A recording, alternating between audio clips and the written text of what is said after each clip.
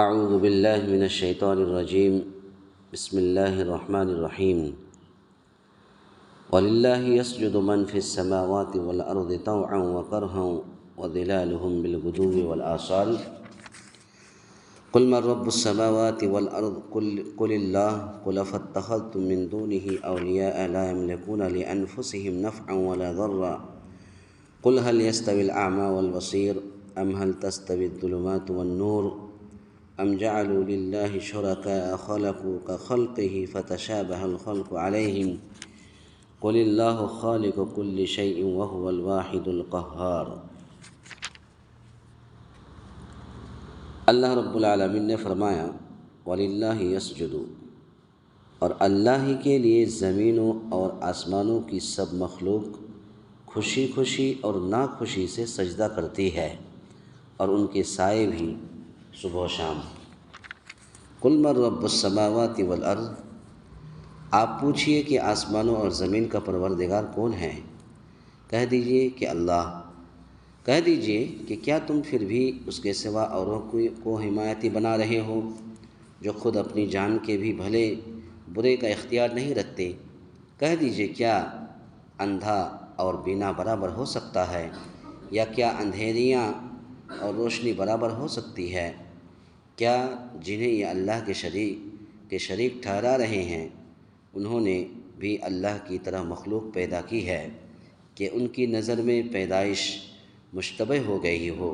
کہہ دیجئے کہ صرف اللہ ہی تمام چیزوں کا خالق ہے، وہ اکیلا ہے اور زبردست غالب ہے۔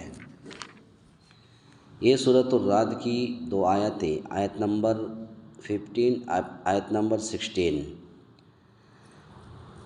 پہلی آیت کے اندر اللہ رب العالمین نے یہ پیغام دیا کہ دنیا کی تمام چیزیں اللہ کے سامنے سجدہ کرتی ہے،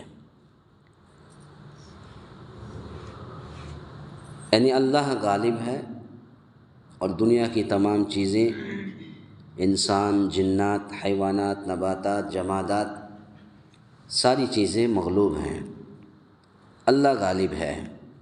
تو اس میں اللہ تعالیٰ کی عظمت و قدرت کا بیان ہے کہ ہر چیز پر اس کا غلبہ ہے، ہر چیز پر، پوری دنیا پر اس کا غلبہ ہے، اور ہر چیز اس کے ماتحت اور اس کے سامنے سجدہ ریز ہے، چاہے مومنوں کی طرح خوشی سے کرے یا مشرکوں کی طرح ناخوشی سے کرے، چاہے خوشی سے انسان سجدہ کرے، چاہے ناخوشی سے خوشی سے سجدہ کرے، لیکن وہ سجدہ اللہ ہی سے کرنا ہے، دوسروں کے سامنے نہیں کرنا۔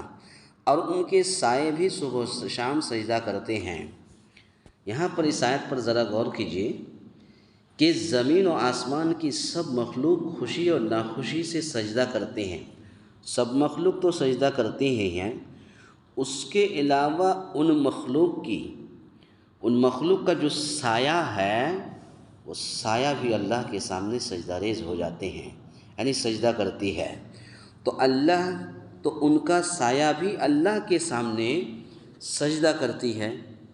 کتنی غور و فکر کرنے والی بات ہے کہ ایک تو تمام مخلوق سجدہ کرتی ہے، لیکن ان تمام مخلوق کا جو سایہ ہے، انسان کا جو سایہ ہے، چرند و پرند کا جو سایہ ہے، حیوانات کو جو سایہ ہے، نباتات کا جو سایہ ہے، جمادات کا جو سایہ ہے، چھوٹے چھوٹے کیڑے مکوڑے کا جو سایہ ہے، وہ سایہ بھی اللہ کے سامنے سجدہ ریز ہو جاتی ہیں، یعنی سجدہ کرتی ہیں۔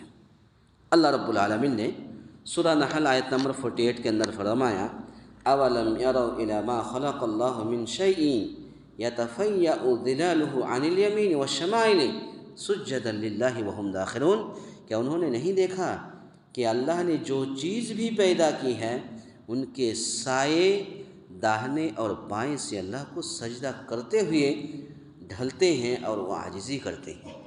قرآن کی آیت موجود ہے، قرآن کی آیت کہہ رہی ہے کہ ہر مخلوق کی، ہر چیز کی سایہ بھی اللہ کے سامنے سجدہ کرتی ہے۔ سورہ نحل آیت نمبر 48 آپ دیکھ سکتے ہیں۔ اس سجدے کی کیفیت کیا ہے، یہ اللہ تعالیٰ بہتر جانتا ہے۔ اب اس سائے کی سجدہ کرنے کی کیفیت کیا ہے، وہ سایہ کس طریقے سے سجدہ کرتی ہے، تو اللہ تعالیٰ زیادہ جانتا ہے۔ یا دوسرا مفہوم اس کا یہ ہے کہ کافر سمیت تمام مخلوق اللہ کے حکم کے تابع ہیں، کسی میں اس سے سرتابی کی مجال نہیں۔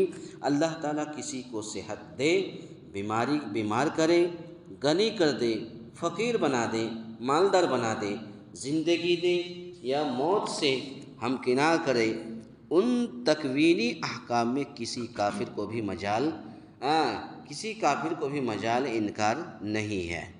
اسی طرح سے اللہ رب العالمین نے فرمایا قُلْ مَن رَّبُّ السَّمَاوَاتِ وَالْأَرْضِ۔ اب یہاں پر جو ہے توحید کا پیغام دیا اللہ رب العالمین نے۔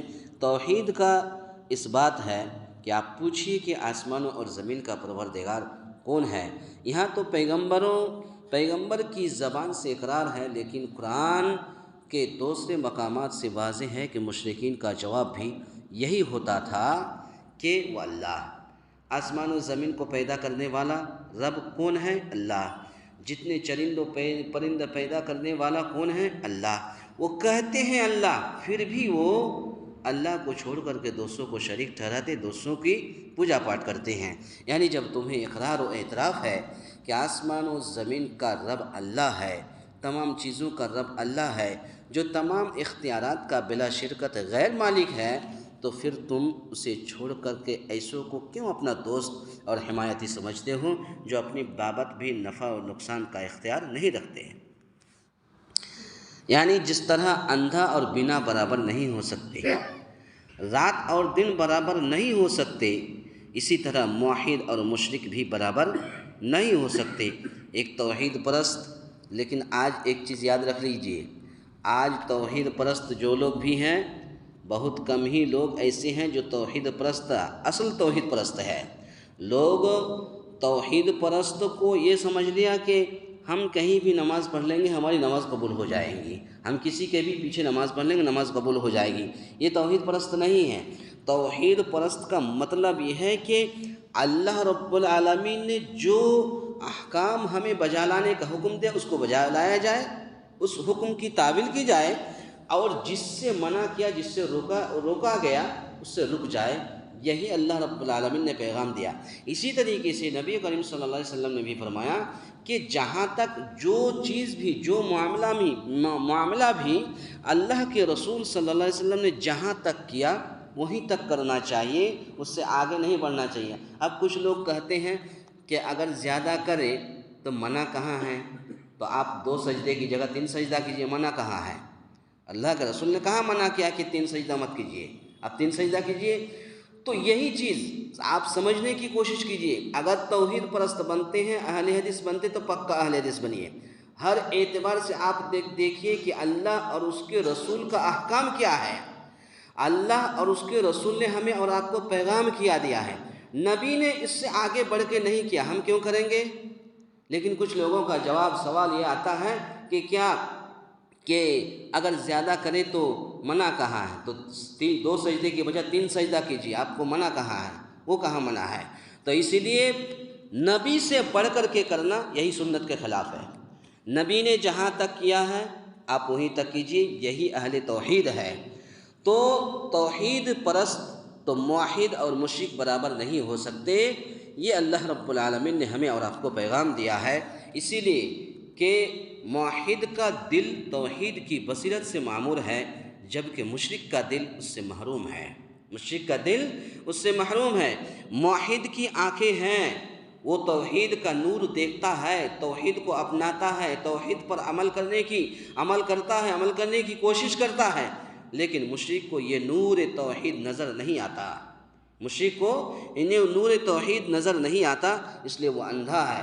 اسی طرح جس طرح اندھیریاں اور روشنی برابر نہیں ہو سکتی، ایک اللہ کا پجاری جس کا دل نورانیت سے بھرا ہوا ہے اور ایک مشرک جو جہالت و توہمات کے اندھیروں میں بھٹک رہا ہے، برابر نہیں ہو سکتا۔ اسی طرح سے اللہ رب العالمین نے فرمایا قُلْ هَلْ يَسْتَوِي الَّذِينَ يَعْلَمُونَ وَالَّذِينَ لَا يَعْلَمُونَ قُلْ هَلْ يَسْتَوِي الْأَعْمَى وَالْبَصِيرُ أَمْ هَلْ تَسْتَوِي الظُّلُمَاتُ وَالنُّورُ أَمْ جَعَلُوا لِلَّهِ شُرَكَاءَ خَلَقُوا كَخَلْقِهِ فَتَشَابَهَ الْخَلْقُ عَلَيْهِمْ قُلِ اللَّهُ خَالِقُ كُلِّ شَيْءٍ کہہ دیجئے کہ صرف اللہ ہی تمام چیزوں کا خالق ہے، وہ اکیلا ہے اور زبردست غالب ہے۔ یعنی ایسی بات نہیں ہے کہ یہ کسی شبہے کا شکار ہو گئے ہوں، بلکہ یہ مانتے ہیں کہ ہر چیز کا خالق، ہر چیز کا مالک، ہر چیز کا مدبر صرف اور صرف اللہ تعالیٰ ہی ہے۔ تو جب اللہ تعالیٰ ہی ہے پھر اللہ کو مانو اور اللہ نے جو پیغام دیا ہے اس پر عمل کرنے کی کوشش کرو۔ تو آج کے درس کا خلاصہ کلام یہ ہے کہ پہلی آیت کے اندر یا اللہ رب العالمین نے یہ پیغام دیا کہ ہر چیز اللہ کے سامنے سجدہ کرتی ہے، اور دوسری آیت کے اندر یہ پیغام دیا ہے کہ توحید کا اس بات ہے کہ جس طریقے سے موحد اور مشرک برابر نہیں ہو سکتے، اسی طرح سے جیسے اندھا اور بینا برابر نہیں ہو سکتے، رات اور دن برابر نہیں ہو سکتے، اسی طریقے سے ایک موحد اور مشرک برابر نہیں ہو سکتے۔ ایک موحد توحید پرست آدمی توحید کو دیکھتا ہے، توحید کو اپناتا ہے، توحید پر عمل کرنے کی کوشش کرتا ہے، لیکن مشرک توحید کو دیکھتا ہے لیکن توحید کو دیکھنے پہ نظر نہیں آتا، وہ محروم رہ جاتا ہے۔